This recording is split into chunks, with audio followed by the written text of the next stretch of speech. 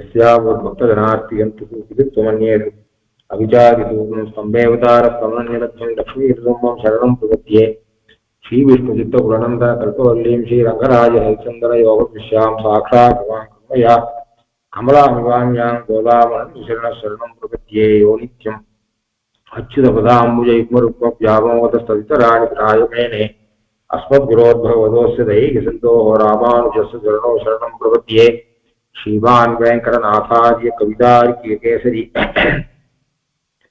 वेदान्ताचार्यवर्यो मे सन्निधत्तां सदा कृति प्रपद्ये निरवध्यानां निषद्यां गुणसम्पदां शरणं भवभीतानां षडगोपमुनीश्वरं श्रीमद्रङ्गशटारि सम्यमिवराल्लब्धागमान्तद्वयं श्रीमद्वीररघुत्वगातिहरजित्पादारविन्दाश्रये श्रीमद्वेदवंशदेशिकेते कारुण्यवीक्षास्पदं सेवे रङ्गधुरीन साधनवशं नारायणं योगिनं वेदान्तदेशीयतीन्द्रकटाक्षणस्य प्रियन्तसारम् अनवद्यगुणं बुधाभ्यं नारायणाद्यकृपाभिषिक्तं श्रीरङ्गनाथेशेखरम् आश्रयामः श्रीविष्णुजित् नीलातुङ्गस्तनगिरितटी सुप्तमुद्बोध्य कृष्णं पारार्त्यं स्वं श्रुतिशतशिरसिद्धमध्यापयन्ती सोच्छिष्टायां सति निगलितं या बलात्कृत्य गोदादस्यै नवैरतं भूये एवास्तु भूयः அன்னவயல் புதுவை ஆண்டாளரங்கற்கு கொண்டு திருப்பாவை கொள்பதியம் இசையால் பாடி கொடுத்தால் நற்பாமாலை பூமாலை சூடி கொடுத்தாலை சொல் சூடி கொடுத்த சுடகொடிய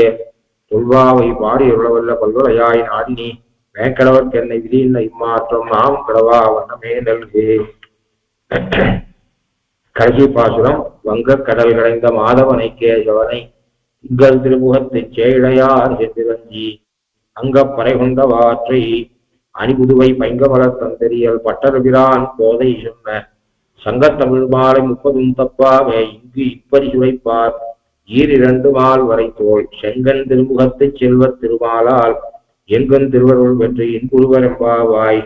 இந்த பாசுரத்துக்கு நூல் பயன் சொல்றார்.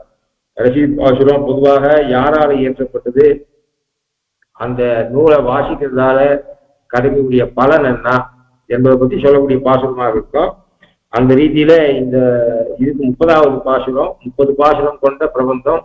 இதை 30 பாசுரம் எதனால என்ன ஆகுதா, 30ம் தப்பாவேன்னு சொல்றதுனால இதெல்லாம் ஒரு விதத்துல நல்லது. யாரும் ஒருத்தரும் ஒரு பாசுரத்தை சேர்க்கவும் முடியாது, எடுக்கவும் முடியாது. இன்னாரால எழுதப்பட்டது, பின்னாடி இது அவர் எழுதினது இல்லை இவர் எழுதினது இல்லை அப்படின்னு சொல்ல முடியாது. இன்னாரால எழுதப்பட்டது, இந்த நோக்கத்தோட எழுதப்பட்டது, இந்த பலனை உடையது என்று எல்லாம் தெரிஞ்சிடும்.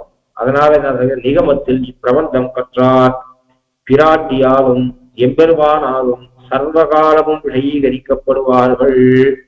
ஈரிரண்டு மால்வரைத்தோள் செங்கன் திருமுகத்து செல்வத் திருமாலால் எங்கும் திரு அருள் பெற்று, செல்வத் திருமாலால் அருள் பெற்று எங்கும் திருவருள் பெற்று இன்புருவர், எங்கும் இன்புருவர். அதனாலே சர்வகாலமும் இன்புருவர். அவா இந்த லோகத்துல இருக்கிற வரையும் இன்புருவர், மோட்சத்துக்கு போனாவுக்கும் சுகத்தை பெறுவார்கள், இன்ப ஆனந்தத்தை பெறுவார்கள். கற்றாருக்கு அனுஷ்டித்தாரோ பாதியும் அனுகரித்தாரோ பாதியும் பலம் சித்திக்கும் என்கை. 1000 சிறுமியர்கள் அனுஷ்டித்தார்கள். ஆண்டால் ஆக்சுவலா பிசிக்கலா இந்த விரதத்தை அனுஷ்டிக்கல, கற்பனையில தான் இதை பண்ணதாக நினைக்கிறார். நமக்கு பகவத் சேஷத்தை தெரிவிக்கிறதுக்காக எழுதப்பட்ட இந்த நூல் அவருடைய கற்பனையில தான். அவள் ஆக்சுவலா கல்பனை பண்ணிட்டு தன்னை ஒரு 1000 சிறுமியாக கல்பனை பண்ணிட்டு இதையே ஆயர்பாடியாக ஸ்ரீவில்லிபுத்தூரையே ஆயர்பாடியாக கல்பனை பண்ணிட்டு வரபெரும் கோயிலுடையான கிருஷ்ணனாக நந்தகோபர் மாளிகையாக ஸ்ரீவில்லிபுத்தூர் இருக்க கோவில கல்பனை பண்ணிட்டு அப்போ அனுகரணம் பண்ணிருக்கா. 1000 சிறுமியர் அனுஷ்டித்தார்கள், ஆண்டாள் அனுகரணம் பண்ணிருக்கா. நாம 1000 சிறுமியர் மாதிரி அனுஷ்டிக்கவும் இல்லை, ஆண்டாள மாதிரி அனுகரணம் பண்ணவும் இல்லை.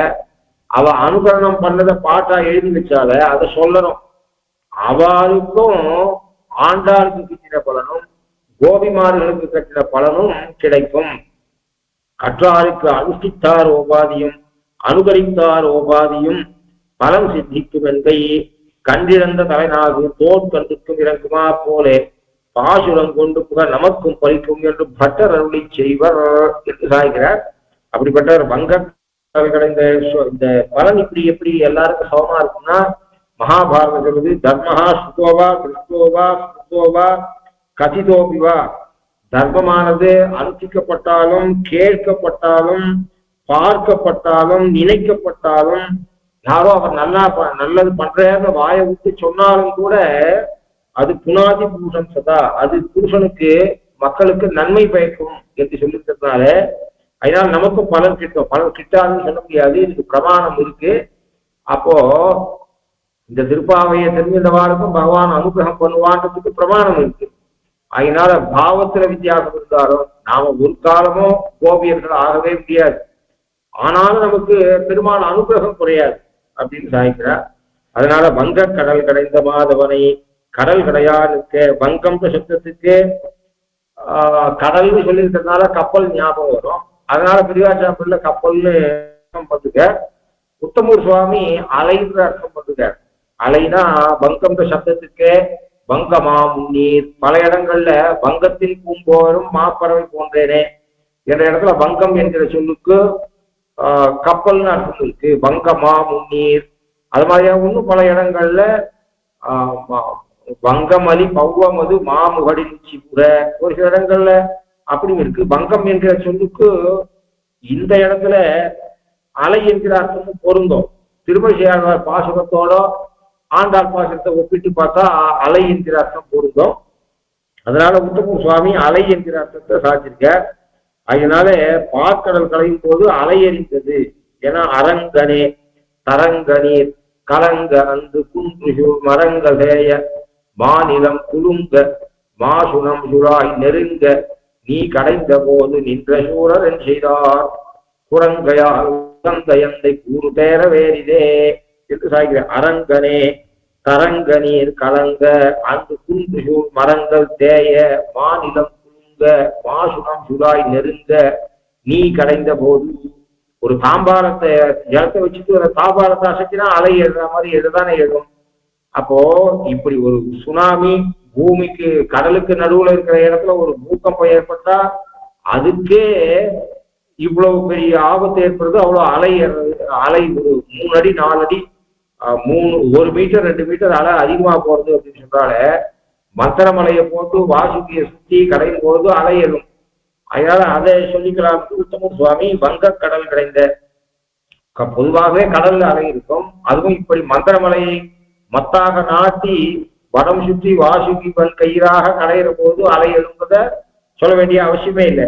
ஆகினாலே வங்க கடல் கடைந்த. இன்னொன்னு வங்கம் சப்தத்தால பகவானே சொல்லலாம். வங்கம் இருக்கிற கடல், அதாவது இதுவாக முற்றுமையாக கொண்டுமே. ஆனால் பகவானே வங்கம், வங்கம் போன்ற வங்கம் இருக்கிற கடல், வங்கம் போன்றவன் பகவான் இல்லாம வங்கமாகவே பகவானை சொல்றதுன்றது ஒண்ணு உண்டு. பகவான் தான் தோணி, சம்சாரத்தை கடக்கிறதுக்கு பகவான் தோணியாக இருக்கிறான் அப்படின்னு பல பிரமாணங்கள் இருக்கு. இதுல முகுந்த மாலையில பவஜலதி கதானாம் துவந்த வாதாகதானாம் சுததுகித்ரு கலப்ர பிராண பாரார்த்திதானாம் விஷம விஷயத்தோயே மஜ்ஜதாம் அப்ளவானாம் பவதி சரணமேகோ விஷ்ணு போதோ நரானாம். போதம் விஷ்ணுவாகிற போதம். இந்த சம்சாரம் என்கிறது ஒரு சமுத்திரம், அலையெழுந்து கொண்டே இருக்கிறது. 2 விதமான காத்தடிக்கிறது. சுகம் துக்கம் என்கிற காத்தடிக்கிறது. சரி, உடம்புலையாவது தனி மனுஷனா நீந்திரானா சுததுகித்ரு கலப்ர பிராண பாரார்த்திதானாம். ஆம்பியால காப்பாற்றணும், குழந்தைகளை காப்பாற்றணும், பொண்ணை காப்பாற்றணும் என்கிற முதுகுல வேற சுமை இருக்கு. சுமையோட 2 விதமான சுகம் துக்கம்ன்ற காத்தடிக்க சம்சாரம் என்கிற சாகரத்துல இப்படி மேலும் கீழே அலையெறிய அந்த சம்சாரத்துல இருக்கவனுக்கு வேற வழி இல்லாம இனிமேல் நீந்த முடியாதுன்னு ஒரு நிலைக்கு மேல நீந்தி பாக்குறான். இல்லைன்னு உள்ள அமுர்றவனுக்கு பகவான் தான் ஒரு போதமாகிறான், அதாவது கப்பலாகிறான், ஓடமாகிறான் என்று சொல்றதெல்லாம பார்க்கிறோம். ஆகினாலே ஆண்டாலே வைகுந்தன் என்பதோர் தோணி பெறாது உழல்கின்றேன். எனக்கு வைகுந்தன்ற தோணி ஒன்றும் கிடைக்கல, வைகுந்தன் என்கிற ஓடம் கப்பல் எனக்கு கிடைக்கலன்னு சொல்றார். அதனால வங்கம் இருக்கிற கடல், அதாவது சம்சாரிகளுக்கு சம்சாரத்தை தாண்டுவதற்கு வங்கமாயிருக்கிற கப்பலாக இருக்கிற பகவான். அப்ப அப்படி பகவான் எழுந்தருள் இருக்கிற கடல், அந்த கடலை கடைந்த வங்க கடல் கடைந்த மாதவனை. மாதவன் கடைந்த மாதவன் என்று சொல்றாரு. லோகத்துல பிரசித்தி என்ன அப்படின்னு சொன்னா தேவதைகளும் அசுரர்களும் கடல் கடைத்தார்கள், அமிர்தம் வந்தது அப்படின்னு சொல்றார். ஆனா கடைஞ்சது யாரு? நான் ஏற்கனவே சொன்ன அந்த திருமூழ்வார் பாசுரத்திலே கூட அரங்கனே அவ நீ ஒரு சில கிரெடிட்ட ஏன் நீ ஆழ்வார் சாய்க்கிற, நீ பெரிய பெரிய காரியம் எல்லாம் பண்ற, ஆனா கிரெடிட்ட பக்தாளுக்கு கொடுக்குற, உன்னை ஆசிரிச்சுவா பக்தாள் இல்லாத கூட தேவதைகளை போல அந்நிய பிரயோஜனாலுக்கும் கொடுத்துடுற, அனன்ய பிரயோஜனாலுக்கும் நீ பேரை கொடுத்துடுற. நீ பேரை மட்டும் வாங்கிக்கவே மாட்டேங்கிற, நீ காரியத்தை பண்ற, பேரை யாரோ வாங்க. 2 மாட்டு பொண்ணும் வச்சுதான் எல்லா காரியமும் பண்றா. இன்னொரு மாட்டு பொண்ணும் ஒன்னும் பண்றதுக்கு இல்லை. ஆனா குறுக்க நெருக்க போயிட்டு இருக்கா, இடுப்புல பிடிதுணிய சொல்லிட்டு பிடிதுணிய சொல்லிட்டு குறுக்க நெருக்க போயிட்டு தான் தான் காரியம் பண்ற மாதிரி காமிச்சுக்கிறா. லோகத்திற்கா பார்த்தா என்ன பண்ணுவான்னா, அந்த சாதுவா இருக்கிற இடம் தெரியாத காரியம் பண்ணா அவதான் 90 காரியத்தை தான் பண்ணிருப்போம். சாதத்துக்கு 90 காரியத்தை பெரிய மாட்டு கொண்டு பண்ணிருப்போம். அவன் பண்ணதே தெரியாது, அவ பாட்டு பண்ணுவான். 2வது மாட்டு கொண்டு இருப்போம். அவன் என்ன கரம்பு திட்டி கொடுத்துட்டு வெள்ளை சீவி கொடுத்துருப்போம், அவ்வளவுதான். ஆனா அதுக்கே பேந்து கொத்தி குடுக்க நடுக்க போய் அவ என்னென்னவோ அவ பண்ற ஆட்டத்தெல்லாம் பார்த்தா அவதான் சாதம் பண்ணான்ற மாதிரி தோணும். அது மாதிரியாக நீ எல்லா காரியத்தையும் பண்ணுங்க. மந்திரமலை சாஞ்சுது கொண்டு வந்து போட்ட, அது சாயாம இருக்கிறதுக்கு கீழே கூர்மாவதாரம் பண்ணி தாங்கின. இவா 2 பேருக்கும் துஷாதனம் கைக்கு சோழ்ந்தா மாதிரியாக இவாளால அதை வாசுகியை சுத்தி வாசுகிக்கு அந்த சக்தியை கொடுத்த கயிறாகிறதுக்கு இவா இழுத்து பார்த்தா முடியல. கடைசியில நீ என்ன பண்ண, நீயே 2 பக்கமும் வெவ்வேறு உருவம் எடுத்துட்டு வால் பக்கம் தலை பக்கம் இருந்து கடைஞ்ச. இவ்வளவு காரியமும் நீ பண்ண. கடைசியில மோகினி அவதாரம் கொடுத்த, அசுரர்களுக்கு சேர்ந்து அந்த அமிர்தத்தை வாங்கி கொடுக்குறது. ஒரு பார்க்கடல் கடையத்துக்குள்ள நீ எத்தனை ரூபம் எடுத்துருக்க, அளவு கடந்த ரூபத்தை நீ எடுத்து பூர்வமா இருந்திருக்க. 2 பக்கமும் அபார மாதிரியே வேஷம் போட்டு கடைஞ்சிருக்க. அது மாதிரியாக மோகினி அவதாரம் பண்ணிருக்க. கடைசியில பார்த்தா தேவதைகள் அமிர்த மதனம் பண்ணார்கள், சமுத்திர மதனம் பண்ணார்கள் என்று சொல்றாங்க லோகத்துல. அது எனக்கு வைத்தஸ்தான் இருக்கு.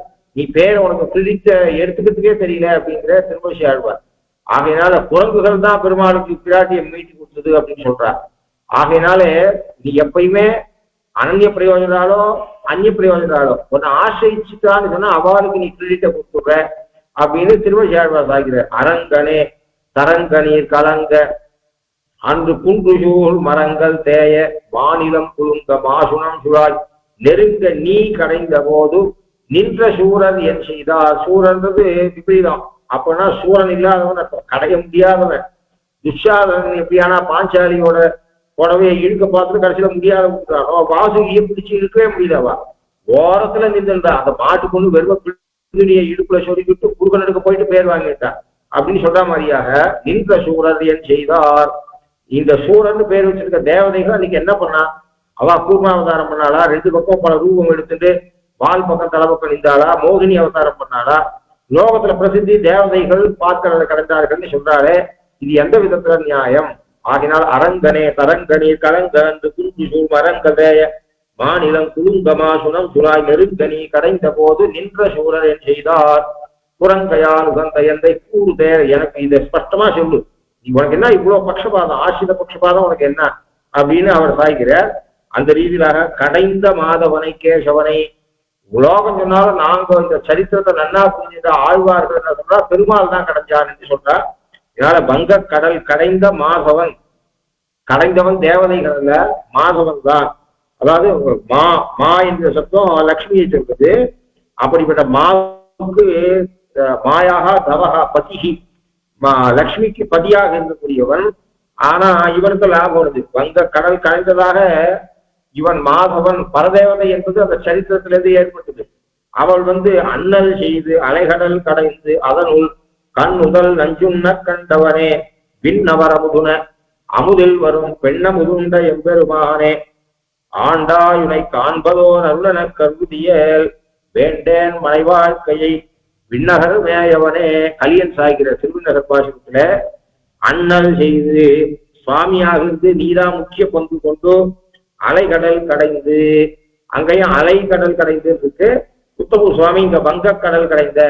உத்தமூர் சுவாமி திருமணிசை ஆழ்வார் கலியன் இவா ஸ்ரீசுக்திகளை வச்சுட்டு வங்கம் சப்தத்துக்கு அலைன்னு அர்த்தப்பட்டிருக்க. அண்ணல் செய்து அலைகடல் கடைந்து அதனுள் கண்ணுதல் நஞ்சுண்ண, முதல் கண்ணுடையவன், நெற்றியிலே கண்ணு உடையவன். அதுல பல வஸ்துக்கள் வந்தது, விஷம் வந்தது.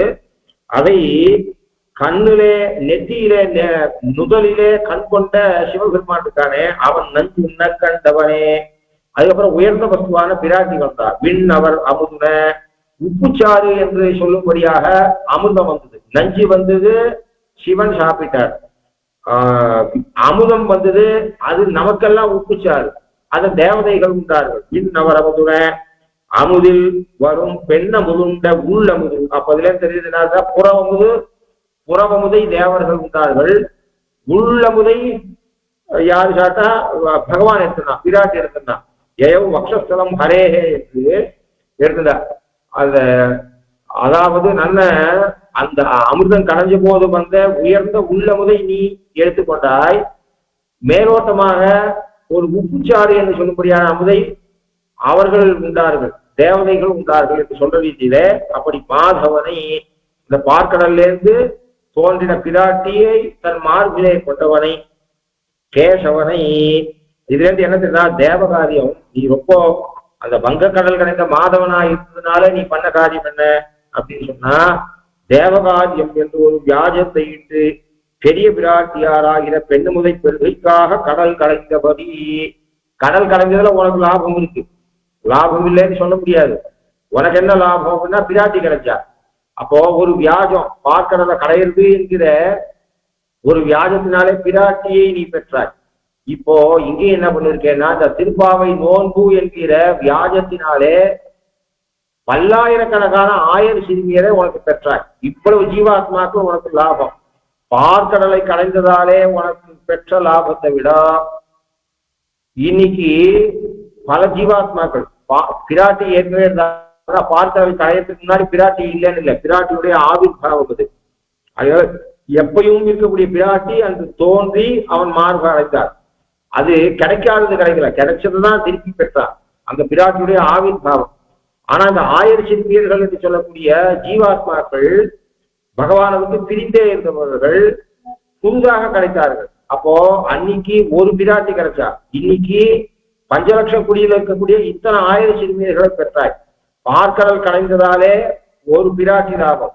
இன்னைக்கு பாவை நோன்பு நீயாக சங்கல்பிச்சது. நாங்கெல்லாம் நிலவரைகள்ல என்னை வச்சு கூட்டி வைத்திருந்தார்கள் எங்க பெரியவா. நீ பாரு, அதாவது ஒரு ஜீவாத்மா பரமாத்மாவை அடையிறதுக்கு பிரயத்னம் பண்றதை விட பகவான் அதிக பிரயத்னம் பண்றான்.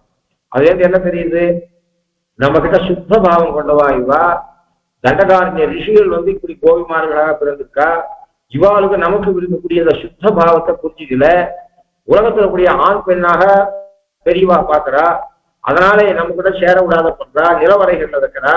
இதுக்கு ஏதாவது ஒரு வழி பண்ணணும், நம்ம இடத்துல ஆசை கொண்ட சித்தையந்தி மாதிரியாக இவர்கள் ஆகக்கூடாது அப்படின்றதுக்காக நீ ஒரு சாமம் உண்டாகுமோன்ற ஒரு பயத்தை கலப்பி அதனாலே அவர்கள் ஒரு நோன்பு நோக்க வேண்டிய ஒரு கட்டாயத்துக்கு அந்த பெரியவர்களை தள்ளி இந்த நோன்பு நோக்கிறது என்ற வியாஜத்தாலே எங்கள் எல்லாரையும் பெற்றார்.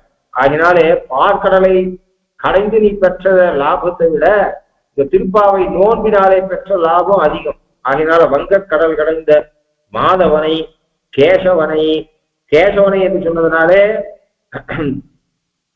கேசவன் என்று சொன்னா விரோதி நிரத சுவாவனை, கேசியை கொன்றவனை அல்லது அரிய சேஷத்துவத்தை அதாவது அந்நிய சேஷத்துவத்தை போக்கியவனை. கைதி பிரம்மனோ நாமா ஈசோகம் சர்வதேசம் ஆவாம் அவாங்கே சம்பூதோ தஸ்மாத் கேசவனாமவா. கா என்கிற எழுத்து பிரம்மாவை சொல்லும், ஈச என்கிற எழுத்து சிவனை சொல்லும். நாங்க 2 பேரும் உங்க ஒன்னிலிருந்து தோன்றினவர்களாலே உனக்கு கேசவன் என்று பெயர். அதனாலே இப்படி விரதத்தை அனுப்பிக்க வச்சு திருப்பாவையை எழுத வச்சு திருப்பாவையை உணர்ந்தவர்கள் பகவானை தவிர இன்னொருத்தருக்கு சேஷத்துவத்தை ஏற்றுக்கொள்ள மாட்டார்கள். அப்படி அந்நிய சேஷத்துவத்தை போக்கிறவனை அப்படின்னா கேசவந்த சப்தத்துக்கு பிரம்மாவுக்கும் சிவனுக்கும் தலைவன் உத்பாதகன் என்று அர்த்தம் பண்ணால், அவர்களையும் உருவாக்கினவன் என்று அர்த்தம் பண்ணால், அப்ப பகவானை ஆசிரிப்போம், அவர்களை ஆசிரிக்க மாட்டோம். அதனால அந்நிய சேஷத்துவத்தை போக்கினவன். கேசியை கொண்டவன் என்று சொன்னால் எங்கள் விரோதியை போக்கன். நிலவரைகளிலே இருந்தவனை உன் வீட்டுக்கு சிம்மாசனத்துல உட்கார வச்சு பல்லாண்டு பாட வச்சு உலகத்தாருக்காக படை என்கிற ஒன்றையும் பெற்றுக் கொடுத்து அதோட உன் கைகரியத்தையும் சம்சேஷத்தையும் பெற்ற இதுக்கு கிருஷி பண்ணவனை கேசவனை. திங்கள் திருமுகத்து சேழையார் சென்றிரஞ்சி. கிருஷ்ண சம்சேஷத்தாலே இவர்கள் முகம் குறித்திருக்கிறது. திங்கள் முகம் திருமுகம், திங்களை போன்ற முகமும் மகாலட்சுமி லோகத்துல ஒரு பெண்ணு ஒரு மாதிரி நல்லா சீச்சு நகைகள்லாம் சாஸ்திர பிரகாரம் போட்டு பதுஷா இருந்தாலும் என்ன சொல்றோம், மகாலட்சுமி கலையா இருந்தான்னு சொல்றோம். அப்ப இவர்கள் கிருஷ்ணனுடைய விரகத்தினாலே ஒளிவிழந்து இருந்த இவர்கள் இன்னைக்கு கிருஷ்ண சம்சேஷத்தினாலே சந்திரனை போன்ற முகத்தையும், பார்க்கடலிலே தோன்றின சந்திரனை போன்ற முகத்தையும், பார்க்கடலிலே தோன்றின தாயார போன்ற முகத்தை கொண்டவர்களாக ஆக்கி திங்கள் முகம் திருமுகம், திங்கள் திருமுகத்து சேழையார். அது மாத்திரம் இல்ல, சூடகமே தோல்வளையே தோடே செவிப்புவே பானகமே என்றனைய பல்கலனும் யாவணிவோ என்று எல்லாத்தையும் சாத்திட்டு இருக்காரு. கிருஷ்ணன் கொடுத்தத மொத்தத்தையும் சாத்திட்டு இருக்கார். அன்னைக்கு மையிட்டதோ மலரிட்டு நாம் முடியோம் என்றிருந்தவர்கள் இன்னைக்கு எல்லாத்தையும் சாத்திட்டு இருக்கா, ஆபரணத்தையும் சாத்திட்டு இருக்கா. கிருஷ்ண சம்சேஷத்தால முகமும் திங்கள் முகம் போலவேயும் தாயார் முகம் போலவும் மாறி இருக்கிறது. ஆகையால் அப்படி திங்கள் திருமுகத்து சேழையார் சென்று இறங்கி, அவனிடத்திலே சென்று இறங்கி, அதாவது சென்று பாகவதர்களுடன் சென்று 10 பாகவதர்களுடன் சென்று இறங்கி அவனுக்கு பல்லாண்டு பாடி. சென்று என்பதனாலே புல்லு கீசு கீழ்வானம் பூவனை நோற்று கற்று கலைத்து புல் உங்கள் எல்லே, அந்த 10 பாசுர பிரகாரம் இவர்கள் தனியாக அனுபவிக்காமல் கிருஷ்ணன் அனுபவிக்க எண்ணாமல் பொது சொத்தான கிருஷ்ணனை எல்லோருக்கும் எல்லாராலையும் அனுபவிக்க பெற வேண்டியவனாகவும் எல்லாருக்கும் கணவனாகவும் பதியாகவும் இருக்கக்கூடிய கிருஷ்ணனை தனியாக அனுபவிக்காமல் பாகவதர்கள் அடியாங்கள் குழாங்களுடன் உடன் கூடுவது என்றும் தமர்கள் கூட்டவல் வினையை நாசம் செய்யும் செல்மூர்த்தி என்று சொல்ற ரீதியிலே அடியார்களோடு கூடி 10 பாசுரத்தாலே சென்று அடியார்களுடன் சென்று இறங்கி, இறங்கி என்று சொன்னதுனால அன்றி உலகம் வளர்ந்தார். இறங்கினா பல்லாண்டு பாடி, இதோட அமைப்பையும் குறிப்பிடுற அன்றி உலக வளர்ந்தாய் அடி போற்றி சென்றங்கு தென்னிலங்கை செற்றாய் திரள் போற்றி என்று இறங்கி அவனுக்கு பல்லாண்டு பாடி தன் தலைவனை காண வேண்டும் என்று துறையோடு சென்று. அப்படின்னா என்ன அர்த்தம்னா, அவனை அனுபவிக்க சீக்கிரம் அனுபவிக்க வேண்டும் என்கிற துறையோடு சென்று பல்லாண்டு பாடி அங்கு நிலவரைகளிலே பூட்டி வைக்கப்பட்டிருந்த நாளிலே அதிலிருந்து விடுவிக்கப்பட்ட அன்று. ஆகையினாலே அன்று அப்பறை கொண்டவாற்றை, ஆகையினாலே அன்று அப்பறை, அப்பறைன்னு சொல்லுவோம். என்கிற சுற்றெழுத்தானது உயர்வ காட்டு. என்கிற சுற்றெழுத்து அப்பாஞ்ச சன்னியமும் அப்படின்னா ஆங்கிறது தூரத்தில் இருக்கக்கூடிய வஸ்துவ சொல்றதில்லை.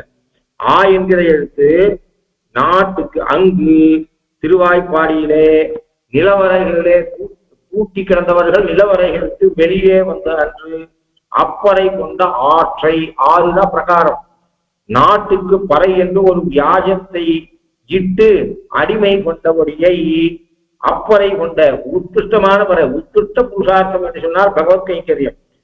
என்கிற எழுத்து மேன்மையை குறிக்கிறது. அப்படிப்பட்ட விதத்தை அணிபுதுவை பைங்கமல தன் தெரியல் பட்டர் விரான் போதை சொன்ன அணிபுதுவை, அணினா ஆபரணம், அணிபுதுவை, புதுவை என்று சொன்னால் பாண்டிச்சேரியில ஸ்ரீ வில்லிபுத்தூருடைய குடமூக்கு குடந்தை அப்படின்னு ஆனாமதியாக வில்லிபுத்தூர் என்பது புதுவை என்று மாறி இருக்கு. ஆகையினாலே அணிபுதுவை சம்சாரத்துக்கு அணிகலமாக இருக்கக்கூடிய பூமாதேவிக்கு அணிகலமாக இருக்கக்கூடிய புதுவை அணிபுதுவை. பைங்கமலத்தன் தெரியல், பைங்கமலம், பைங்கமலம் என்று சொன்னால் கமலம்னா தாமரை, பசுமையான தாமரை, ஃப்ரெஷ்ஷா இருக்கக்கூடிய தாமரை மற்றும் தன் தெரியல், அதனாலே உண்டாக்கப்பட்ட தன் குளிர்ந்த தெரியல். தெரியல்னா மாலைக்கு பேர், மாலை. இவ கோதை தகப்பனாரும் மாலை சாத்திட்டு. அது என்ன தெரியுதுன்னா அவர் வைஷ்ணவன்றதை காட்டுது. இந்த அடைமொழி பெரியாழ்வாருக்கு அடைமொழி. அணிபுதுவை அணிபுதுவை என்கிற நகரை சேர்ந்தவர்.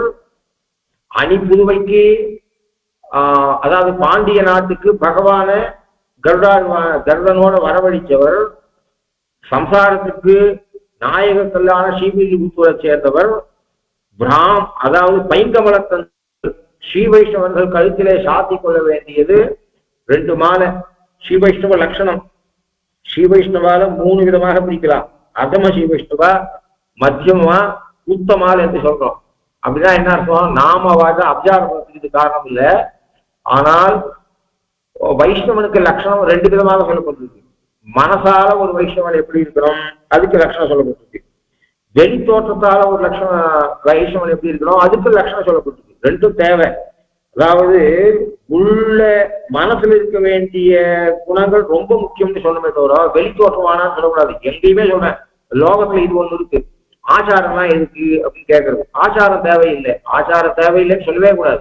அது மாதிரி வெளி தோற்றம் என்ன இருக்கு? மனசு சுத்தமா இருந்தா போறோம். திருமணத்துக்கு வேண்டாம், குடிமி வேண்டாம், அது மாதிரியாக வேஷ்டி வேண்டாம், எப்படி வேணா இருக்கலாம். ஹிருதய சுத்தியா இருந்தா போறோம், யாருக்கும் தப்பு பண்ணாம இருந்தா போறோம். அதாவது ஹிருதய சுத்தி முக்கியம்னு சொல்றமே தவிர ஹிருதய சுத்தி மட்டும் போராது. ஹிருதய சுத்தி இப்ப இதை சொல்லுங்க, ஹிருதய சுத்தி இருந்தா போறோம், நான் குளிக்காதையே இருக்கேன், அழுக்கோட இருக்கேன்னு சொல்லுகிறேன். அப்போ சாஸ்திரம் 2 முக்கியம்னு சொல்றது. அதுக்குள்ள தரதம பாவம் இருக்கிறதுன்றது வேற விஷயம். ஆகினாலே ஹிருதய சுத்தமா இருக்க, குளிக்காதையே இருக்கு, உடம்பு அழுக்கா வச்சுக்கோ. அதுக்கு மட்டும் என்ன பண்ற, உடம்ப மட்டும் பேண்றியா இல்லையா? அது மாதிரியாக சாஸ்திரத்துல இப்படி இருக்கணும், திருமணிட்டு இருக்கணும், வேஷ்டி உடுத்திட்டு இருக்கணும் அப்படின்னு சொன்னா அதை கேட்கணும். ட்ரெஸ்ல போய் என்ன இருக்கு, எந்த ட்ரெஸ் இருந்தா அப்படி சொன்னா, அப்படி இருந்தா ட்ரெஸ் ஒன்றும் பெரிய காரியம் இல்லை, ட்ரெஸ் எப்படி வேணா இருக்கலாம் அப்படின்னு சொன்னா சாஸ்திரம் அது எதுக்கு சொல்றது? சாஸ்திரம் வந்து நீ இப்படி ட்ரெஸ் பண்ணிக்கணும், நீ இப்படி இருக்கணும்னு எப்ப சொல்றதோ அப்போ அதுக்கு என்ன அர்த்தம்? அதுக்கு முக்கியத்துவம் இருக்கவே தான் அது சொல்றது. அது ஒன்றும் பரவாயில்ல, ஹிருதய சுத்தியா இருந்தா போறோம், வெளி தோற்றம் எப்படி வேணா இருக்கலாம்னு சாஸ்திரத்துக்கு எண்ணம் இருந்தா அதை விதிச்சிருக்காது. ஒண்ணு முக்கியம் இல்லை என்று சொன்னால் அதை விதிச்சிருக்காது. அதனால வெளி தோற்றமும் வேணும். நான் ஒன்னா வெளி தோற்றத்தை இருக்கிறத, வெளி தோற்றம் இருந்துட்டு உள் தோற்றம் இல்லாமல் இருந்தா பரிகசிக்கிற நிலைக்கு போவோம். ஆனா அது மற்றவாளுக்கு பரிகசிக்கிற நிலை வருமே தவிர வெளி தோற்றம் உள் தோற்றத்தை கொஞ்ச நாள் கழிச்சு மாற்றும். என்ன இருந்தாலும் வெளி தோற்றம் இருந்தா ஒரு பயம் இருக்கும். அது எத்தனையோ வீட்டுல நல்லது. அதாவது வெளி தோட்டம் வேணா, வேஷ்டி வேணா, புடவை எதுக்கு ஊத்திக்கணும், கச்சை வச்சு எண்ணத்துக்கு வேஷ்டி ஊத்திக்கணும், திருமண எண்ணத்துக்கு இட்டுக்கணும், மனசு தீர்த்தா போறோம். அது மாதிரி பெருமாளுக்கு நாம சங்கீர்த்தனை பண்ணா போறோம், சந்தியாவனம் வேணா அப்படின்னு சொன்னாலே உனக்கு மனசு சுத்தி இல்லைன்னு அர்த்தம். ஓ சாஸ்திரம் பகவான் ஒருத்தன் இருக்கான்னு சொன்னா விட்டு, அவன் சுத்தியா அவன் ஆக்னின்னு சொன்னா விட்டு, சந்தியாஹீனஹா அசுச்சிஹி நித்திய மனதா சர்வகர்மசு, சந்தியாவனம் பண்ணாத எவ்வளோ ராமநாமா எழுதினாலும், எவ்வளவு நீ என்ன நல்ல காரியம் பண்ணாலும் பிரயோஜனம் இல்லை, திருவாராதனம் பண்ணாலும் பிரயோஜனம், சந்தியாவனம் பண்ணாத திருவாராதனம் பண்ணாலும் யோக்கியதை இல்லை. ஏன்னு சொன்னால் சந்தியாஹீனஹா அசுச்சிஹி நித்தியம் அனர்ஹா சர்வகர்மசு, இதெல்லாம் சாஸ்திரம் தீர்மானம் பண்ணும். நிறைய பேருக்கு இந்த கெட்ட எண்ணங்கள்லாம் இருக்கு. வெளி தோற்றம் ஒன்றும் தேவையில்லை, ஆச்சாரங்கள்லாம் முக்கியம் இல்லை அப்படின்னு நினைக்கிறார். ஆச்சாரம் வெளி தோற்றமும் தான் ஏதோ அது எல்லாருக்கும் வேணும் அப்படின்னா ஒரு பெரிய நிலையை வாழ்க்கை ஆச்சாரமானா அப்படின்னு சொல்லக்கூடாது. கேவலம் லோக சங்கரத்துக்குன்னு அர்த்தம் இல்லை, எல்லாருக்கும் தேவை. ஆனா அடியில ஆரம்ப நிலையில ஒரு குழந்தை இருக்கு, அது ப்ரொஃபஸர் ஆகணும்னு ஆசை வந்தா வாத்தியார் மாதிரி வேஷம் போட்டு அது குழந்தை விளையாடும் போதே ப்ரொஃபஸர் மாதிரி விளையாடும். அப்போ வெளி தோற்றம் தேவையில்லை அப்படின்னு சொன்னா போலீஸ்காரனுக்கு எதுக்காக கவர்மெண்ட் இத்தனை கோடி ரூபாய் செலவு பண்ணி அவனுக்கு யூனிஃபார்ம் கொடுக்கறது? அவனுக்கு என்னத்துக்கு குல்லா இல்லை, காக்கி சொக்கா இல்லை, காக்கி பேண்ட் இல்லை, அவனால லட்டி சார்ஜ் பண்ண முடியாதா? கண்டிப்பாக அப்புறம் அந்த காக்கி சட்டையை போட்டு தப்பு பண்ணா பாவம்ன்றது வேற விஷயம். காக்கி சட்டை போட்டுக்காலும் தப்பு பண்றான், அப்ப காக்கி சட்டை வேண்டான்னு சொல்லக்கூடாது. இந்த காக்கி சட்டை போட்டுக்கிறதையும் அவன் தப்பு பண்றதையும் லஞ்சம் வாங்குறதையும் ஒன்று சேர்த்து பார்க்கவே கூடாது. நல்லா திருப்பலாம் இருந்து இவ்வளவு தப்பு பண்றா அப்படின்னு சொல்ல வேண்டாம். திருப்பம் மட்டும் தப்பு பண்ணாம இருக்கலாம், அது அவளுக்கு நஷ்டம்ன்றது வேற விஷயம். அவளுக்கு பாவம் இந்த பரிகரிக்கிற நிலைக்கு போயிருக்காங்க. அப்ப தப்பு பண்றவாள்லாம் திருமணத்துக்கு கூடாதுன்னு சொல்லக்கூடாது. அப்ப தப்பு பண்றவா என்னத்துக்கு திருமணத்துக்குறதுன்னு சொல்லக்கூடாது. இப்ப திருமணத்துக்கிறது மாறும். அவன் இப்ப என்ன உண்மையா ப்ரொஃபஸரா? அந்த குழந்தை என்னத்துக்கு கையில கொம்பு வச்சுட்டு ப்ரொஃபஸர் மாதிரி எதுக்கு ஆக்ட் பண்றது அப்படின்னா, ப்ரொஃபஸர் மாதிரி இன்னைக்கு ஆக்ட் பண்றதுக்கு அந்த எண்ணம் இருந்தாதான் அவன் நாளைக்கு ப்ரொஃபஸர் ஆகுவான். ஆகினாலே இந்த வெளி தோற்றம் கூடாதுன்னு சொல்லவே கூடாது. அதாவது உள் தோற்றம் நன்னா இருக்கிறவன் உத்தம சிவைஷ்ணவன். அதாவது உள் தோற்றமும் இருந்து சாஸ்திர பிரகாரம் ஹிருதயத்தை எப்படி வச்சுக்கணும்னு சொல்லியிருக்கோம் சாஸ்திரம். அதன் பிரகாரம் இருந்து வெளி தோற்றம் எப்படி இருக்கணும்னு சொல்லிருக்கோம். 2ம் இருக்கிறவன் உத்தமன். வெளி தோற்றத்துல குறவு இருந்து ஹிருதய சுத்தி இருந்து இருக்கிறவன் மத்தியமன், உள்ள உள்ள சுத்தமே இல்லாத வெளித்தோற்றம் மட்டும் இருக்குவன் அதமன்னு சொல்லலாம். வைஷ்ணவால கர்த்தவ பாவம் சொல்லலாம். ஆனால் உள்ள சரி இருக்காதால ட்ரெஸ் எல்லாம் விட்டுணுன்ற அவசியம் இல்லை. அதம சிவவிஷ்ணவரா இருக்கிறதுலே லாபம் இருக்கு. ஏன்னா அவன் இன்னைக்கு அதமனா இருப்பேன், நாளைக்கு மத்தியமன் ஆவான், அப்புறம் உத்தமன் ஆவான். அதனால இந்த வெளி தோற்றம் வேணாம், ஆச்சாரம் வேணாம், ட்ரெஸ் வேணாம், எப்படி வேணா இருக்கலாம் அப்படின்னு சொல்றது, ஹிருதயம் மட்டும் சுத்தியா இருந்தா போறேன்னு சொல்றது மகா தப்பு அது. ஏன்னா எல்லா சாஸ்திரம் இருக்கு, நீ வெளி தோற்றமும் இப்படி இருக்கணும்னு சொல்றது. அதாவது இப்ப எது முக்கியம் அமுக்கியம்ன்றதுல நோக்கமே தவிர, ஆமா இருக்கிற போது அப்பா அம்மாவை காப்பாத்துல இப்ப என்னத்துக்கு சாத்தம் பண்றது அப்படின்னு சொல்லலாம். அது நியாயமான வார்த்தை. ஆனா என்ன அர்த்தம்னா, இப்ப சாத்தம் பண்றதை விட இருக்கும்போது அவளை சரியா காப்பாத்திட்டு இருக்கணும்ன்றதுல தப்பு இல்லை. ஆனா அப்ப காப்பாத்துறதுனால இப்ப சாத்தத்தை விட்டுணும்னு சொல்லக்கூடாது. ஆகையினால ஒரு தப்புக்கு இன்னொரு தப்பையும் கூட கூட்டிக்க கூடாது. அப்போ ஏற்கனவே 10,000 ரூபாய் திருடிட்டான் அப்படின்னா கூட 10 ரூபாய் திருடுறது அவசியம் இல்லை. அதனால அப்ப காப்பாத்தலன்றதுக்காகவே சாத்தத்தை விட்டுணுன்ற அவசியம் இல்லை. அப்போ இருந்த போதும் நன்னா காப்பாத்தி அவளுக்கு சுசூஷை பண்ணி அம்மாவுக்கு சுசூஷை பண்ணி பரமச்சாவுக்கும் சாத்தம் பண்ணா அவன் ரொம்ப உத்தம கொடுத்துறேன் அப்படின்னு சொல்லணும். அப்போ இப்ப கொஞ்சம் சந்தை இல்லாம சாத்தம் எல்லாம் பண்றான், ஆனா இருந்த போது நன்னா காப்பாத்தினா அவன் மத்தியம் வந்து சொல்லணும். ஒண்ணுமே இல்லை இப்ப மட்டும் சாதம் பண்றான், அப்ப கண்டுக்கவே இல்லை அம்மா வேணும்னா அதை வந்து சொல்லணும். ஆனா அதுக்காக இருந்த போது சாதம் போடல, அதுக்காக இப்ப சாதத்தையே விட்டுணும்னு சொல்லக்கூடாது. ஒரு தப்போட ஒரு தப்பை சேர்க்கக்கூடாது. அதனால ரெண்டும் தேவை. இவ ஆழ்வார் எப்படிப்பட்டவர் அப்படின்னு சொன்னா, அணி புதுவை பைங்கமல தந்தெறியல் என்று சொன்னதனாலே வெளி தோற்றமும், பட்டர் பிரான் என்று சொன்னதனாலே உள் தோற்றத்தையும் சாய்கிறார். ரெண்டும் இருக்கிறதுனால உத்தம ஸ்ரீ வைஷ்ணவ லட்சணம் பெரியாழ்வாரத்துல இருந்தது என்று சொல்றது. சாஸ்திரம் ரெண்டும் சொல்றது வைஷ்ணவ லட்சணத்துக்கு. ஏ கண்டரத்ன துளசி நளினாட்ச மாலாக, ஏ மூல பரிசிந்தித சங்க சக்கராக, ஏவா லலாட்ட பலகே லலிதோத்வ புத்திராக, தே வைஷ்ணவா புவனம் ஆசு பவித்ரயந்தி. எவர்கள் கழுத்திலே தாமரமணி மாலையையும் அத மாதிரியா துளசி மாலையும் அணிந்து கொண்டிருக்கிறார்களோ, இந்த தாமரையை சொல்லியிருக்க துளசியை சொல்லல. ஒண்ணு சொன்னா ஒண்ணு, இது ரெண்டுத்துல ஒண்ணையோ போதும். கழுத்துல இது லட்சணம் சொல்லியிருக்கிறதுனால இப்ப கூட கழுத்துல ஏதாவது அது மாதிரி மாலை போட்டுட்டா நாம போட்டுக்காது தப்புன்னு சொல்லணும். ஒரு சிலருக்கு வெளித்தோட்டத்துல அவ்வளோ ஈடுபாடு இல்லாம இருக்கும். எனக்கு இந்த சால்வை போட்டுட்டாலே எனக்கு பிடிக்காது, அது என்னவோ எனக்கு வெக்கம் வரும், குளிருக்காக போட்டுருக்கேன். இப்போ எதுக்கு சொல்றேன் அப்படின்னு சொன்னா, ஒரு சிலருக்கு அப்படி இருக்கலாம், வெளித்தோட்டத்துல அதிக ஈடுபாடு இல்லாம இருக்கலாம், அது வேற விஷயம். ஆனா சாஸ்திரத்தை சொல்லியிருக்கும் போது போட்டுருக்குவான நம்ம தூஷிக்க கூடாது. அவன் என்ன பெரியவனா, இப்ப லோகத்தை இதெல்லாம் பாக்குறோம், கழுத்துல மாலை போட்டுட்டான் பெரிய இதுவாவான் அப்படின்னு சொல்லக்கூடாது. அவன் சாஸ்திரம் பண்றான், நாம சாஸ்திரம் பண்ணல அப்படி பார்த்தா அவ யாராவது தாமரமணி மாலை போட்டுருக்குவாள கிரிட்டிசைஸ் பண்றவா திருமணம் வீட்டுக்கு வேண்டாம். ஏன்னா திருமணம் சொல்லிருக்கு சாஸ்திரத்துல, நான் போட்டுக்கலன்றது வேற விஷயம். போட்டுருக்குவாள தூஷிக்க கூடாது. அப்போ போட்டுருக்குவாள தூஷினா நான் திருமணத்துக்கு அதை பார்த்து தூஷிச்சா என்ன தப்போ அதே தப்ப நான் பண்றேன்னு அர்த்தம். வெளித்தோற்றம் இருக்கட்டும், தப்பு இல்லை, சாஸ்திரம் தான் பண்றா. அதனால ஏ கண்டலக்ன துளசி நளினாட்ச மாலாக, கழுத்துல யாரு தாமரமணி மாலை துளசி மாலையை சாத்திருக்காளோ, ஏ பாகு மூல பரிசிந்தித சங்க சக்கரா, யாரு தோளிலே சங்க சக்கரத்தை சின்னமாக்கி கொடுத்த அடையாளம், யாருடைய தோளிலே சங்க சக்கரம் தப்தமான சங்க சக்கரத்தை தரித்துக் கொண்டிருக்கிறார்களோ அதனாலே அங்கிதமான அதாவது அடையாளப்படுத்தப்பட்டவர்களாக இருக்கிறார்களோ, ஏவா லலாட்ட பலகே வெளிதோ, யாரு நெத்தியில ஊர்ஜ குன்றம் இருக்காளோ, குறுக்க இட்டுக்காம ஊர்ஜ குன்றமாக இருக்காளோ அப்படின்னா இந்த ஸ்லோகத்தை வச்சுட்டு 12 திரும்ப மாட்டான்னு சொல்லக்கூடாது. அதாவது லலாட்ட பலகேன்னு சொல்லிட்டு மத்ததுக்கும், ஏன்னா இன்னொரு பிரமாணத்தை மனசுல வச்சுட்டு சொல்லணும். அதாவது எக்காலத்தை கொண்டு நெத்தி பாழா இருக்கக்கூடாது.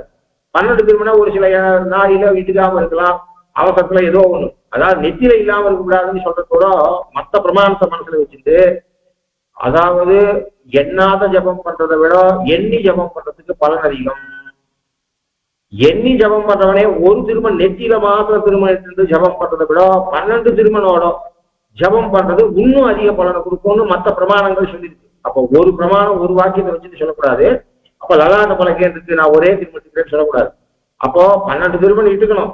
அதனால ஏவா லலாட்ட பலகே லலிதோத்வராக தே வைஷ்ணவாக, இப்படிப்பட்ட சின்னங்களோடு இருக்கக்கூடியவர்கள் புவனம் ஆசு பவித்ரவந்தி, இந்த உலகத்தை அவர்கள் நடக்கிற இடத்தெல்லாம் இது பண்ணி கொண்டிருக்கிறார்கள், புனிதமாக்கி கொண்டிருக்கிறார்கள். இந்த இன்னொன்று வெளித்தோற்றம் ஏன் இருக்குன்னா, நாம போறோம் வைஷ்ணவர் திருமண ஊற்றுக்குன்றத்தோட இருக்க அப்படின்னு சொன்னோடனே நம்ம பிரதட்சணமா போவோம்.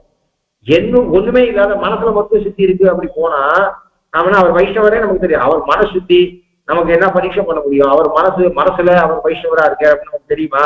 அப்போ நாம பிரதட்சணம் இல்லாத அப்பிரதட்சணமா போயிடுவோம்.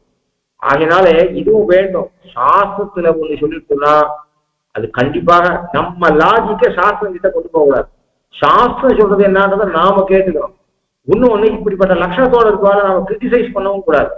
அவா கிட்ட ஹிருதய சுத்தி இல்லாட்டா கூட நாம கிரிட்டிசைஸ் பண்ண மாட்டோம். ஏன்னா இந்த வெளி தோற்றம் ஒரு நாள் பரம்பரையாக அவளை உள்தோற்றத்தை மாற்ற வைக்கும். அது கண்ணு நமக்கு தெரியாது. ஒருத்தருக்கு 10 வருஷத்துல ஆகலாம், 20 வருஷத்துல ஆகலாம், அல்லது அடுத்த ஜென்மத்திலேயாவது ஆகும். ஆகினால ஒண்ணுமே இல்லாத இருக்குது. Something is better then nothing. ஆகினால என்ன ஒண்ணுன்னா வருந்தணும். ஆக்சுவலா அவன் இப்படி இருந்து நல்லா திருவாராதனம் வந்து திருமணிட்டு இப்படிப்பட்ட தோஷங்கள் அவர்கிட்ட இருக்கே, 4 பேர் பரிகசிக்கிற நிலைக்கு இருக்காளேன்னு நான் என்ன பண்ணா அவளை பார்த்து மனசு கஷ்டப்படணும். ஐயோ பாவம் இவா இப்படி இருக்காளேன்னு நினைக்கிறோம். தவிர அவளை வெய்யறதுக்கோ எனக்கோ காரணம் மாட்டான். நான் சாஸ்திரம் சொல்லி அதே மனசு பிரகாரம் இருக்க வேண்டிய வைஷ்ணவன் எப்படி இருக்கணும்ன்றதுக்கு நச்சலதி நிஜ வர்ண தர்மதோயா சமவதி. இப்ப நாம சொன்னது மட்டும் வெளி தோற்றத்துல.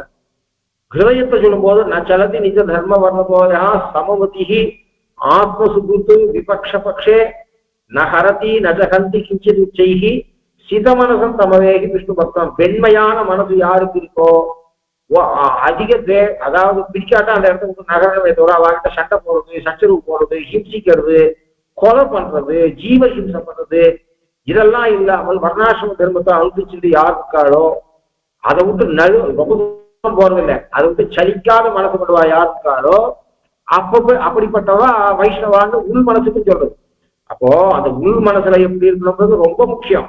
அதுல சந்தேகம் இல்லை. வெளி தோற்றத்தை விட உள் தோற்றம் ரொம்ப முக்கியம். ஆனால் அதுக்காக உள் தோற்றம் இருந்தா போதும் வெளி தோற்றம் வேண்டாம்னு சொல்லக்கூடாது. இந்த ரெண்டுத்தையும் அவருக்கு 2 அடைமொழி இருக்கார். அணிபுதுவை பைங்கமல தந்தெரியல். பைங்கமல தந்தெரியல் என்று சொன்னதுனாலே வெளி தோற்றம் வைஷ்ணவ தோற்றமும் பட்டர் விரான் பட்டஹா பட்டன்னு சொன்னா மகாவித்வான் என்று அர்த்தம். சகல சாஸ்திரத்திலேயும் பாரங்கவனா இருக்கும்னு அர்த்தம். மறைநான்கும் ஓதிய பட்டனை கலியன் கோவிந்த பட்டாரகா நம்ம தனி சொல்லுவோம். இப்போ பட்டனை சொல்றோமே, கூறத்தாழ்வார் திருக்குமாரர் பட்டர் அப்படின்லாம் சொல்றோமே. இப்போ மேங்களூர் சைட்ல பட் கிருஷ்ண பட் அப்படின்னா பட்டுன்னு பேர் வச்சிருக்கா. அது சம்ஸ்கிருத சப்தம். பகவானையே கலியன் பட்டன்னு சொல்ற. மறை 4ம் ஓதிய பட்டனை என் பண்பனை என்று பாடல் செய்யனே. பட்டரை விட்டுட்டு நான் மற்றவர்களை பத்தி பாடலே எழுத மாட்டேன். மறை 4 ஒவ்வொரு தரமும் சிருஷ்டிச்சா விட்டு கல்பத்துடைய ஆரம்பத்துல எவன் 4 மறைகளை உலகத்துக்கு பரப்புகிறானோ அப்படிப்பட்ட அந்த பட்டனை விட்டு நான் இன்னொருத்தனை பத்தி பாடல் எழுத மாட்டேன் என்று கலியன் சாய்க்கிறார். அதனால பட்டர் இல்லை, வெளித்தோற்றம் மாத்திரம் இல்லை, சந்த சக்கரத்தை தோல்ல சாத்திருக்க. இவர் தான் சமாசயனத்தை பத்தி பேசின ஒரே ஆழ்வார். இவர் தீயில் பொலிகின்ற செஞ்சுடராழி திகழ் திருச்சக்கரத்தின் கோயில் பொறியாளர். பெரியாழ்வார் திருமொழிக்கு தனி ஏற்றம் உண்டு.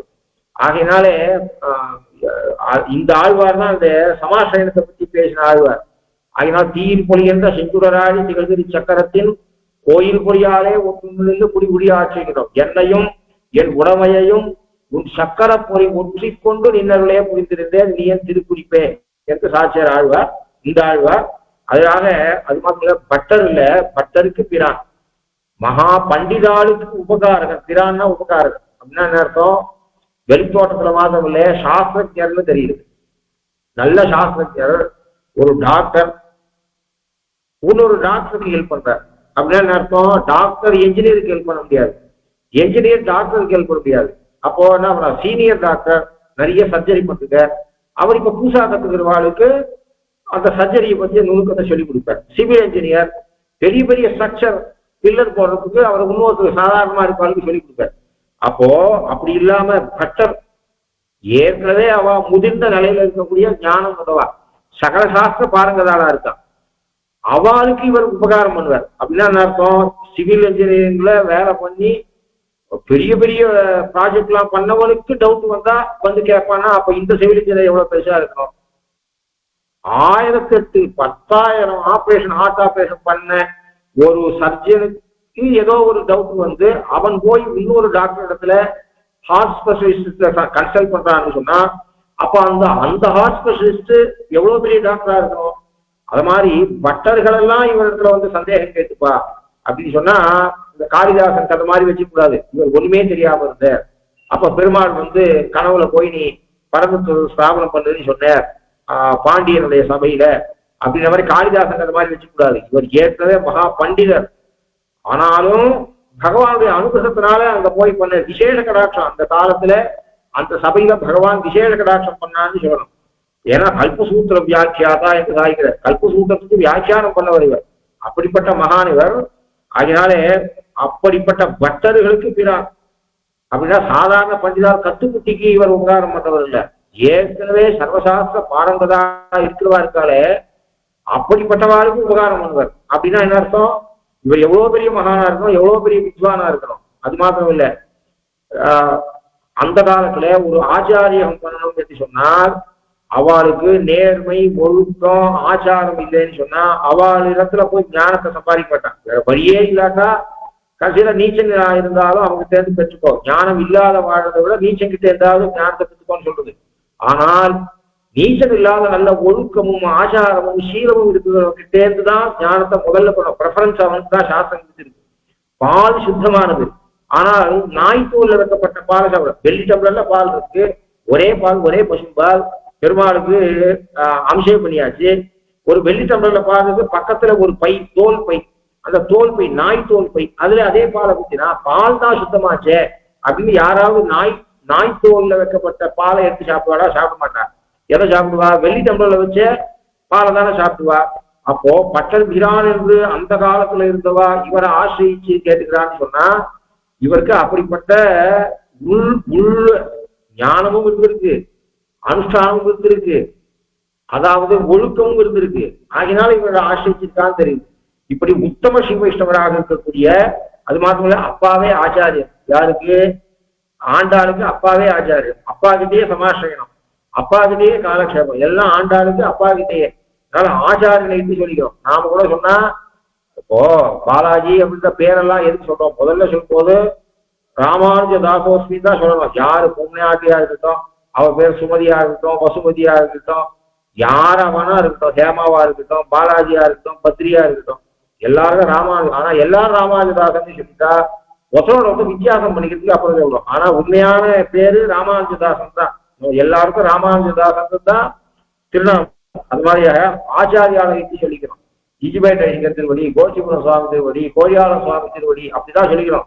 அப்பா அம்மாவை சொல்லிக்கிறது அப்புறம், ஊர் பேரை சொல்றது அப்புறம். ஏன்னா கோழியாளர் சுவாமி திருவடி 500 பேர் இருப்பா, இஜிபேட்டர் திருவடி 500 பேர் இருப்பா. அப்ப அவாகிட்டே யாபத்து சொல்லிக்கிறது. ஆனா ஒருத்தனுக்கு இன்னாரையிட்டு ஐடிங்கர் திருவடி அப்படி சொல்லிக்கிறது தான் முக்கியம். ஏன்னா ஆத்மாவுக்கு ஜீவனவா. அத மாதிரியாக இவள் அவரை இட்டுட்டே நாச்சியா திருமொழி அவரை இட்டுட்டே தம் பேரை சொல்லுவாள். அவரை விட்டுட்டு தம் பேரை சொல்ல மாட்டா இவள். ஆகினாலே அவருடைய பட்டர் பிரான் போதை சொன்ன சகோவாச்ச வியாசா பாராசரியா. வியாசர் சொன்னார். அவர் யாருன்னா பாராசரியர். அப்படின்னா அப்ப பராசரனுடைய பிள்ளையான வியாசர் சொன்னார். எஸ்யாத்து ஸ்ரோத்ரிய பிதா.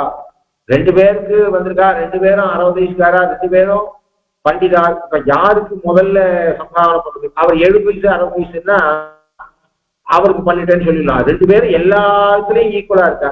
இப்ப யாருக்கு பண்றதுன்னா, ஒருவேளை ஒருத்தரோட அப்பாவும் பண்டிதரா இருந்தா எஸ்யாத்து ஸ்ரோத்ரிய பிதா. இவர் முதல் ஃபர்ஸ்ட் ஜெனரேஷன் வித்வான், இவருக்கு அப்பாவும் வித்வானா இருந்தா முதல்ல அவருக்கு பண்ணு அப்படின்னு சொல்றது. ஏன்னு சொன்னா அதுவும் ஒரு குவாலிபிகேஷன், ஒரு ஃபேக்டர்.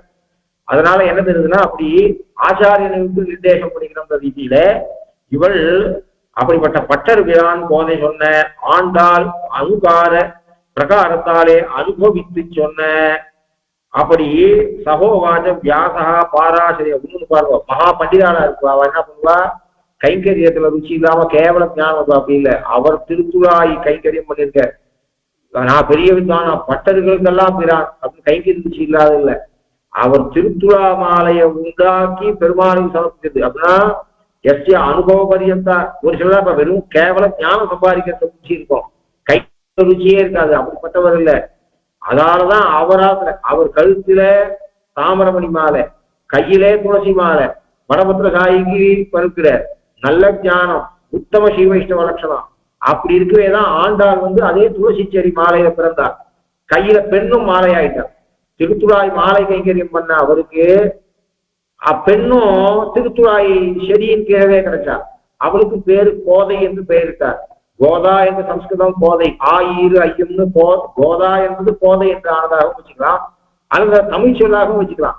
மாலை போலே இனிமையானவள் அப்படின்னு சொல்ற ரீதியில அப்படிப்பட்ட தமிழ் மாலை, சங்கத்தமிழ் மாலை, கோதை சொன்ன சங்கத்தமிழ் மாலை, அப்படி சங்கத்தமிழ் மாலை குழாமாக சேர்த்து அனுபவிக்க வேண்டிய மாலை, ஒத்தராக இருந்து அனுபவிக்க வேண்டிய மாலை இல்லை. இதுல சொல்லிருக்கக்கூடிய நுட்பமான பொருள்கள் பல பேர் ஒன்று கூடி ஆராய்ந்து ஒத்தரோட ஒத்தர் பேசி அனுபவிச்சு இனிமை பெருக வேண்டிய மாலை. மாலை போல ஹிருதயத்திலே தரிக்க வேண்டிய இந்த மாலை, இந்த ஆண்டாளுடைய மாலை மார்பிலே தரிக்கப்பட வேண்டியதல்ல, ஹிருதயத்திலே தரிக்கப்பட வேண்டியது, மனசிலே தரிக்கப்பட வேண்டிய மாலை இது.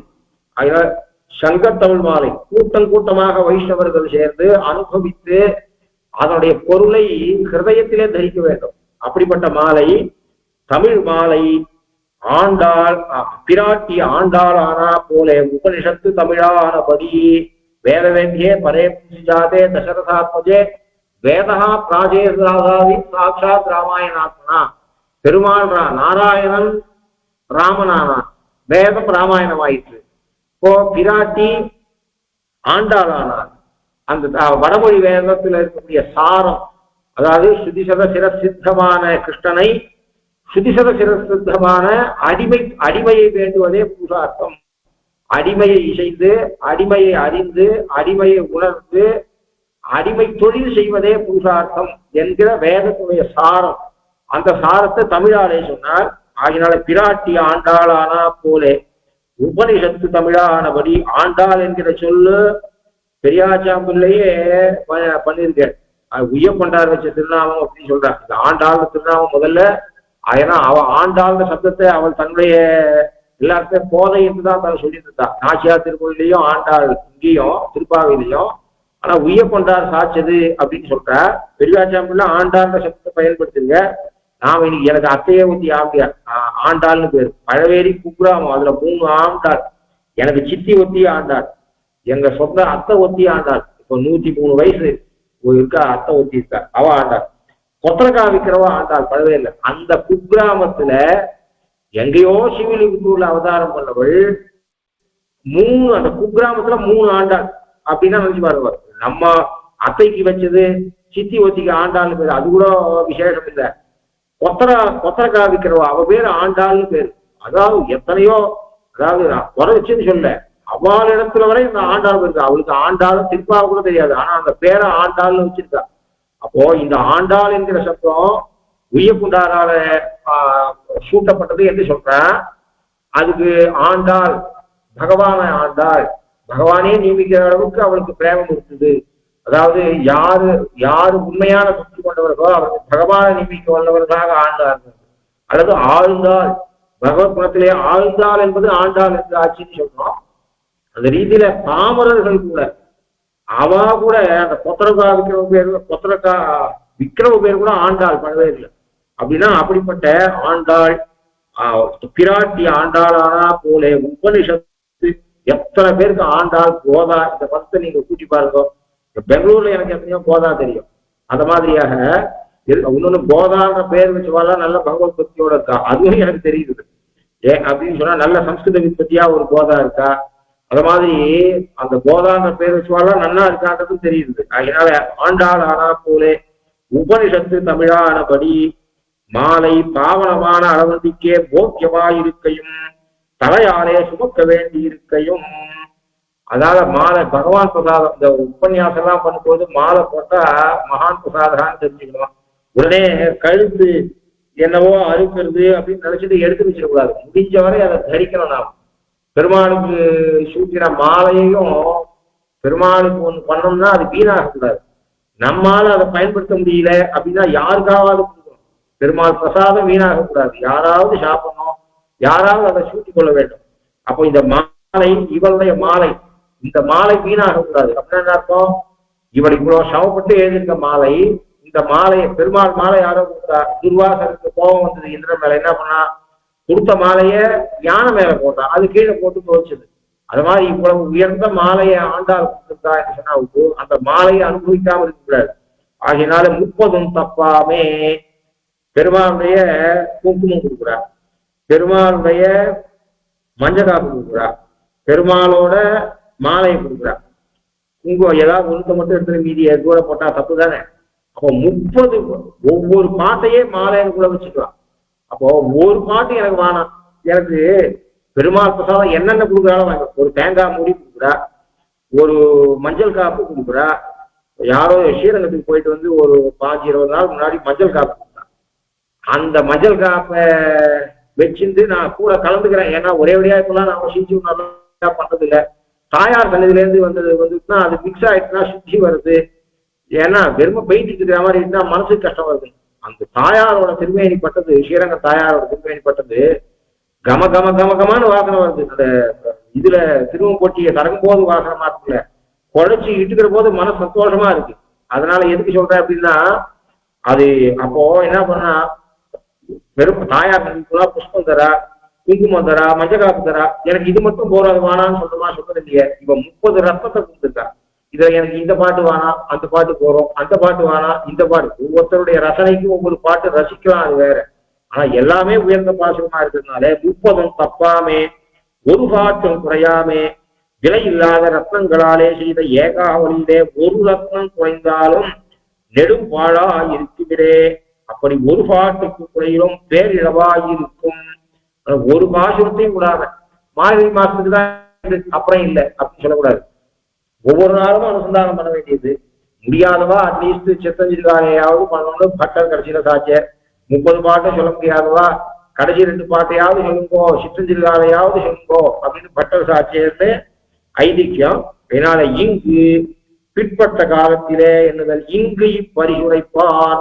பிற்பட்ட காலத்திலே அன்னைக்கு என்னைக்கோ அவள் பண்ணா, இன்னைக்கு நாம இங்கு இந்த சப்தம் இங்க இப்போ இந்த சம்சாரத்துல இருக்கும்போது இப்பரிசு உரைப்பார். இப்பரிசு பரிசுன்ற சொல்ல இந்த இடத்துல பிரைஸ் அர்த்தம் இல்லை, வகைன்னு அர்த்தம். பரிசு என்ற தமிழ் சொல்லுக்கு வகைன்னு அர்த்தம்.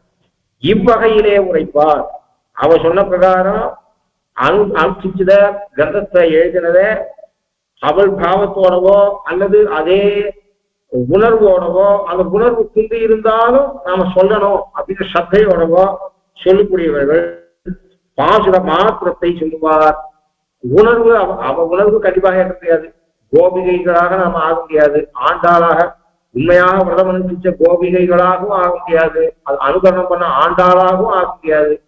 ஆனா அவ எழுதியிருக்க வகையில அப்படியே சொன்னால் கூட பரிசுரைப்பார். 2 மால்வரை தோல், பகவானுக்கு 4 தோல், 4 தோல் அமுதே சொல்வார்கள். அப்படி பகவானுக்கு 4 தோல் இருந்தாலும் கிருஷ்ணாவதாரத்துல, ராமாவதாரத்துல, கூர்மாவதாரத்துல எல்லாம் 4 தோல் பார்க்க முடியாது. கிருஷ்ணாவதாரத்துல 4 தோளோடவே பிறந்தான். கோகுலத்துல இருக்க வரைதான் 2 தோலை மறைச்சிருந்தான், அப்புறம் 4 தோளோட இருக்கான். அவன் எங்க 2 தோலை மறைச்சிருந்தானோ அப்ப கூட நல்ல பக்தாளுக்கு 4 தோளோட காட்சி கொடுத்தான். எதிரிகளுக்கு பாமரர்களுக்கு தான் 2 தோளோட காட்சி கொடுத்தான். அதனால அவன் எப்பயும் 4 தோளோட இருக்கான். ஏன்னா கிருஷ்ணா இவன் பண்ண உடனே தேனைவன் மேல சதுர் பூஜைனா என்ன சொல்றான், யாரு அர்ஜுனன்.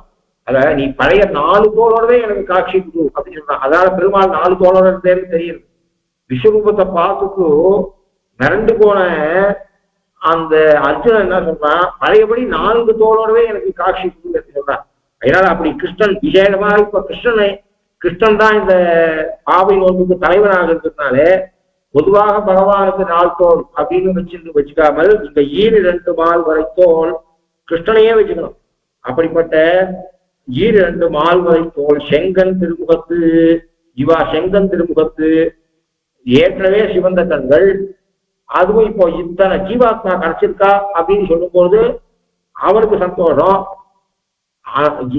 இவ பாட்டு எழுதி வச்சுக்கா, இந்த பாட்டை இத்தனை பேர் அனுசந்தானம் பண்ணிட்டு இருக்கா, அவளுக்கு சேஷத்துவ ஞானம் வரும்போது இத்தனை ஒரு 30 பாட்டை எழுதி பல்லாயிரக்கணக்கான வருஷத்துக்கு அவள் ஒரு நல்ல சேஷத்துவ ஞானத்தை ஜனங்களுக்கு ஏற்படுத்த போறா. அது பரம்பரையாக உபாயத்துல முட்டி நம்ம ஜீவ லாபத்தை ஏற்படுத்தும், சேத லாபத்தை நமக்கு கொடுக்க போறது என்பதனாலே அதிகமாக சிவந்த கண்களை உடைய திருமுகத்து செல்வ திருமாலால் செல்வம் உபயபூதியுக்தனான சிவப்பதியாலே அவனாலே எங்கும் திருவருள் பெற்று இங்க உத்தர காலத்திலையும் இங்க வசிக்கக்கூடிய காலத்திலையும் மோட்சத்துல இருக்கக்கூடிய காலத்திலையும் பிராட்டியுடைய திருவருளும் பெருமாளுடைய திருவருளையும் பெற்று ஒருவர் பகவத் சம்ஸ்லேஷத்தால் வந்த ஆனந்தம் பெறுவர்.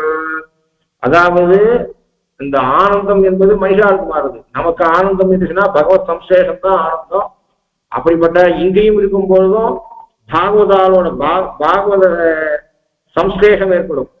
பகவத் சிந்தனமும் பாகவத சம்ஸ்லேஷமும் இந்த உலகத்துல வாழும் போதும் ஏற்படும். அவ உபாயானுஷ்டானத்தால மோட்சத்துக்கு போறா. அங்க நித்திய சூரியனோட முக்தர்களோட திவ்யதம்பதிகளை அனுபவிப்பதாக ஆவார்கள். அவர்களுக்கு இன்பம் என்றும் இருக்கும் என்று சொல்லி கிரந்தத்தை முடிச்சா.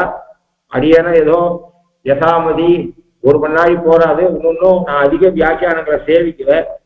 நான் அடியன் பெரியவாச்சாம்பியுடைய வியாக்கியானம், அது மாதிரியாக உத்தமூர் சுவாமியோடைய வியாக்கியானம், 3000 படி பெரியவாச்சாம்பி இருக்கு. அது மேல 6000 படிலாம் இருக்கு. எத்தனையோ வியாக்கியானங்கள் இருக்கு. எவ்வளவோ மகான்கள் வியாக்கியானம் பண்ணிருக்கா. பெரிய பிரகால சுவாமி வியாக்கியானம் பண்ணிருக்க.